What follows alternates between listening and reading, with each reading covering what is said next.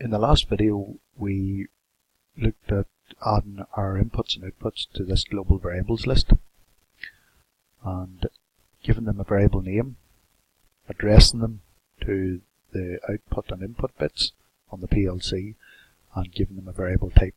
So they're all Boolean. And I pointed out the importance of getting the values, the syntax correct. So the syntax is, after the address you use a colon, and after the variable type you would use a semicolon. And that is really important throughout any of the programs that we write. For example, later we'll write programs in structured text, and it's very important to get the syntax right at that stage as well. So in this video we're going to add timers and counters, or I'm going to show you a number of ways of doing it. So previously what would have happened in the other videos was I would go to the PLC_PRG and into this programming area for the ladder logic, and if, for example, I wanted to add a timer, I would go to the insert and timer ton. So at this stage we would have to give the variable a name. So I would, for example, say timer1, press enter, and assign it to the global variable list, check it was a timer1 and check it was a ton style timer.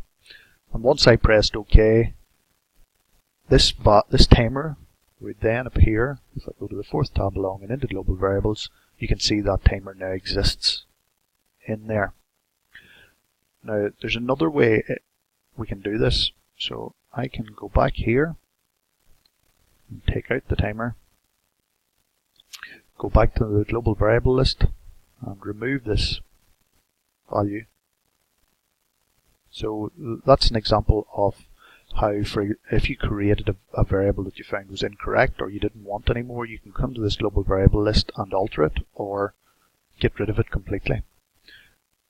And the other thing that we can do is we can put our variables in here before we go to the programming stage. So I can write in timer1 and use a colon to finish the name,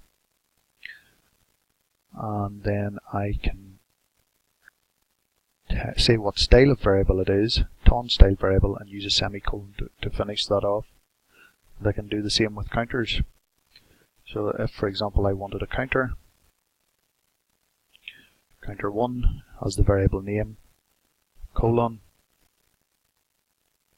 to finish off the name, and CTU being the counter style, count up, and use a semicolon then to finish off the style, variable style.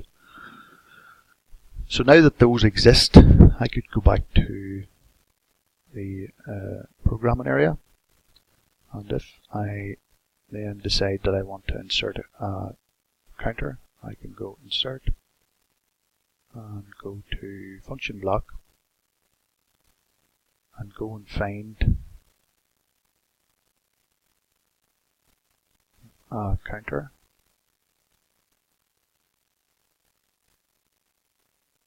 CTU, as we've done in other videos, and just add the name, counter1. So it didn't ask me to declare what style of variable it was because it already exists on our global variable list. So that's just a number of ways of adding counters or adding timers. So come back to the next video and I will show you how to start programming to fulfill this little activity.